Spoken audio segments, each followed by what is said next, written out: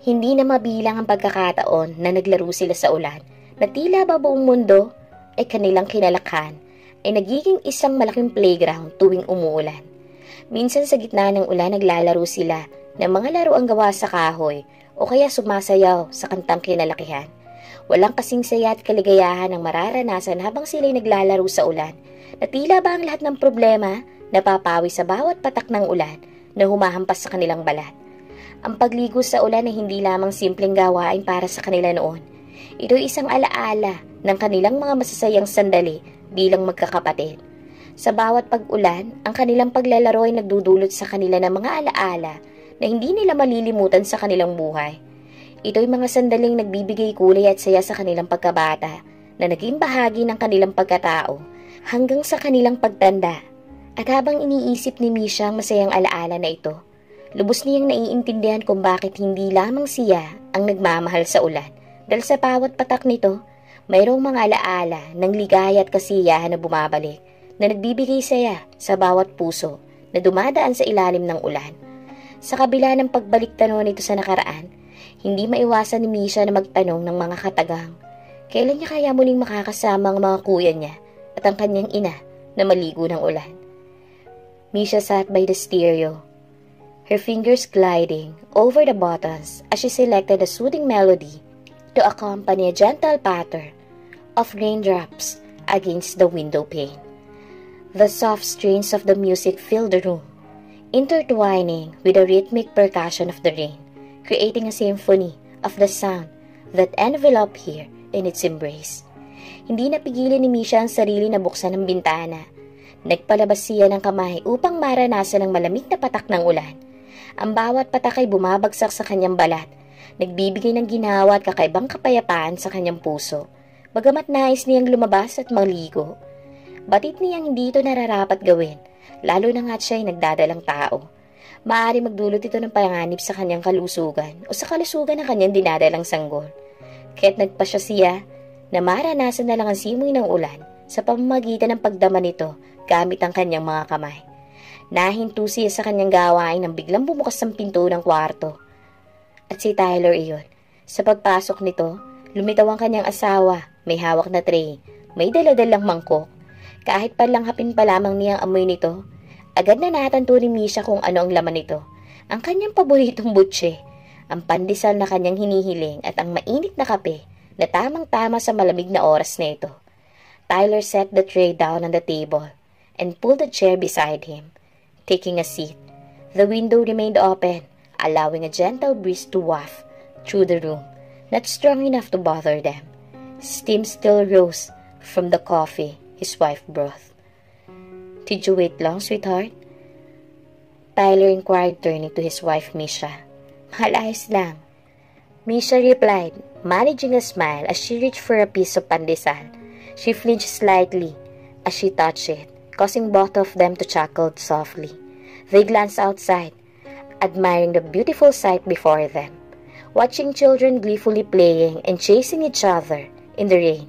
The scene outside was enchanting, filled with the laughter of children and the refreshing sound of raindrops. Misha couldn't help but feel a sense of warmth and contentment wash over her as she soaked in the simple joy of life, surrounded by the ones she loved most. Tyler reached out and gently took Misha's hands in his, giving it a reassuring squeeze. "In fairness, mahal masarap." Misha's voice is full of amusement as she tastes the pandesal and drink the coffee. "Siyempre, sweetheart, masarap yan. Ako yata ang gumawa niyan." Napuno ng tawanan at kwentuhan ng buong kwarto.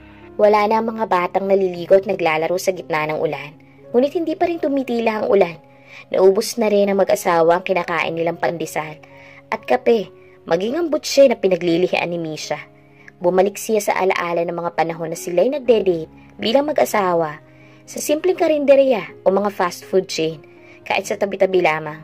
Mas pinipili nilang mag-dinner sa mga ganong lugar. Ngunit habang lumilipas ang panahon, unti-unti siyang nasanay na tuwing dadalhin siya nito sa mga sosyal na restaurant sa ibang bansa.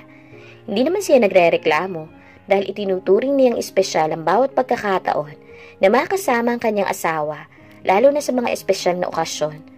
Sa bawat pagkakataon na pumapasok sila sa mga pinto ng mga marangyang restaurant, naaalala niya ang kanilang simula, ang mga panahon na masaya silang nagtitipid para lang may makain. Ngunit sa kabila ng pagbabago ng kanilang mga lugar ng kainan, nanatili ang tamis ng kanilang pagmamahalan. Nakatuon ang kanyang alaala sa mga simpleng ngiti at mga kwentuhan nila sa mga karinderya at fast food chain. Doon sila natapalitan ng mga pangarap at hinaharap, nagtatawanan at nagmamahalan. Sa bawat haplos ng kanilang mga kamay, sa bawat tinginan ng pagmamahal, tila ba nananatili ang panahon ng kanilang mga puso. Ngunit sa paglipas ng mga taon, naging bahagi na ng kanilang rutina ang mga mararangyang restaurant. Hindi dahil sa kawalan ng pagpapahalaga sa kanilang mga simula. Ngunit sa pagnanais, nabigyan ng espesyal na karanasan ang kanilang pagsasama. Handa siyang sumama sa mga biyahe sa ibang bansa at tikman ang iba't ibang kultura sa pamamagitan ng pagkain. Napapangiti siya sa pag-iisip na kahit gaano man kataas ang uri ng kanilang pinagdaanan ngayon, ang kanilang pagmamahalan ay mananatili at hindi magbabago. Sa bawat kagat ng pagkain sa marangyang restaurant, nagbabalik-balik siya sa mga karinderya at fast food chain ng kanilang nakaraan, na puno ng pagmamahal at mga alaala na hindi malilimutan. Dreaming of extravagant dates isn't a flaw. It can actually energize you and your partner, sparking growth and excitement in your relationship. While being contented with what you have is important, it's also crucial to nurture dreams and pursue progress, propelling you towards achieving your life goals. Imagining elaborate dates isn't about ignoring simplicity, about broadening your horizons, sparking creativity and injecting vibrancy into your relationship.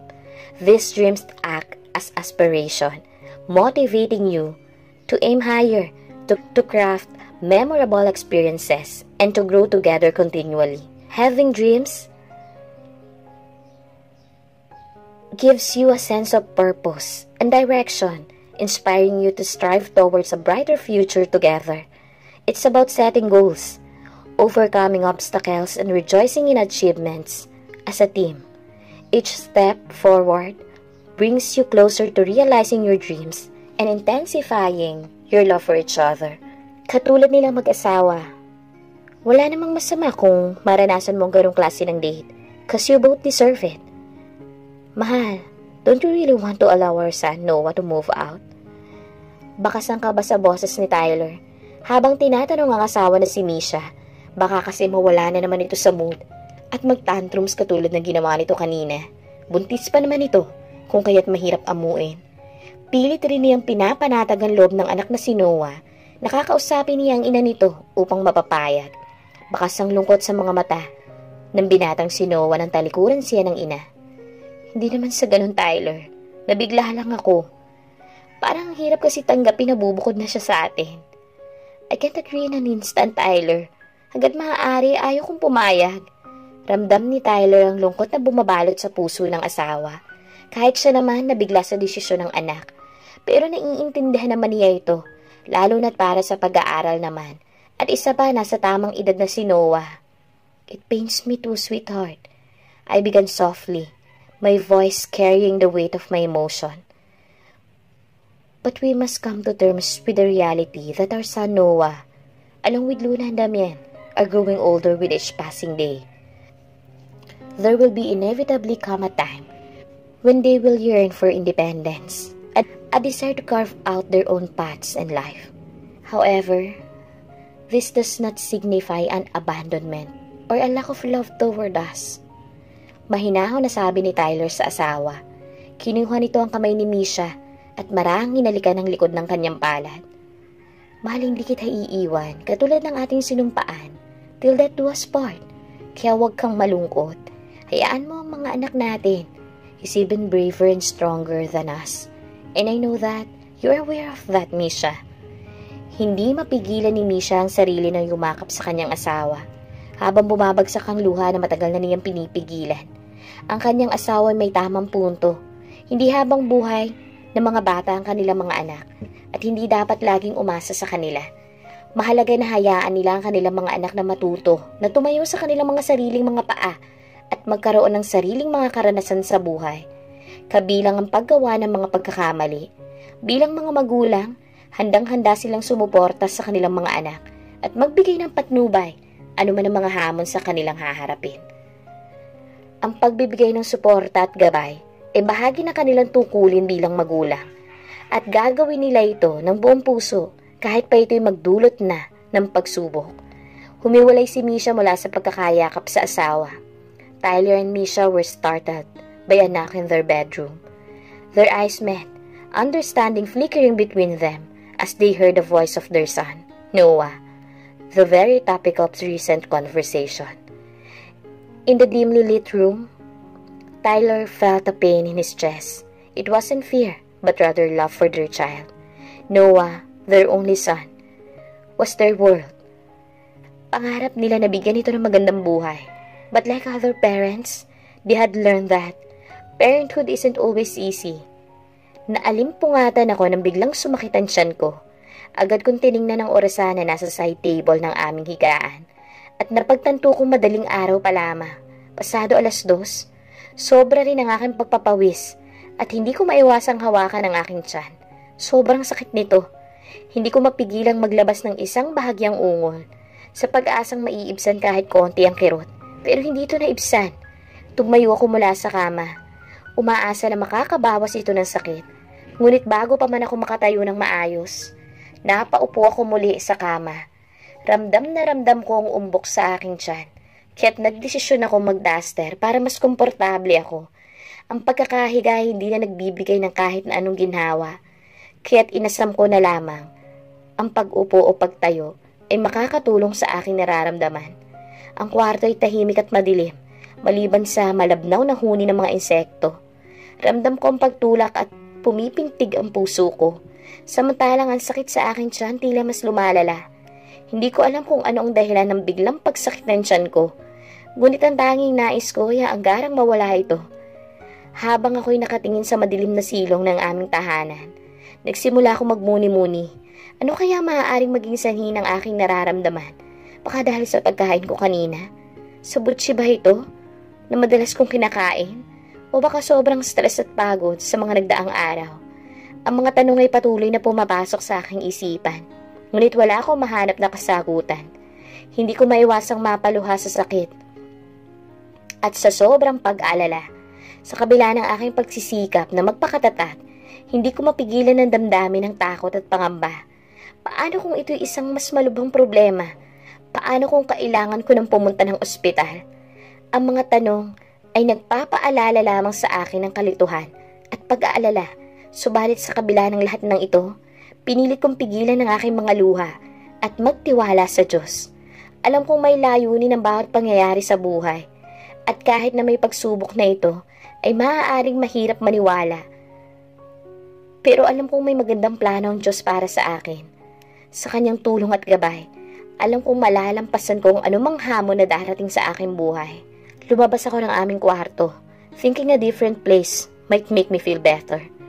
Plus, I was really thirsty. Tuyong-tuyo ang lalamunan ko. Going down the stairs, I was carefully not to trip. My stomach still hurting.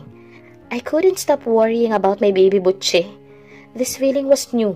I never felt it during my pregnancy with Noah or the twins. Mukhang kailangan ko maglakad-lakad bukas. Kailangan ko din kahit papano ng ehersisyo. Baby Butchie, huwag mo sanang pahirapan si Mommy. Ayos ka lang ba dyan, anak? Hindi ko mapigilan na himasin ang aking tiyan tuwing nararamdaman ko ang sakit. Umaasa na sana maayos lang si Baby Butchie. Nilibang ko ang aking sarili sa panonood ng telebisyon upang mailayo ang aking atensyon mula sa kirot ng aking tiyan. Sa paglipas ng mga sandali, hindi ko namamalaya na unti-unti na pala akong inaantok habang nakahiga sa sofa, habang nanonood ng TV. Nagising na lamang ako nang maramdaman ko ang tila may humahalik sa aking pisngi. Marahan kong iminulat ang aking mga mata.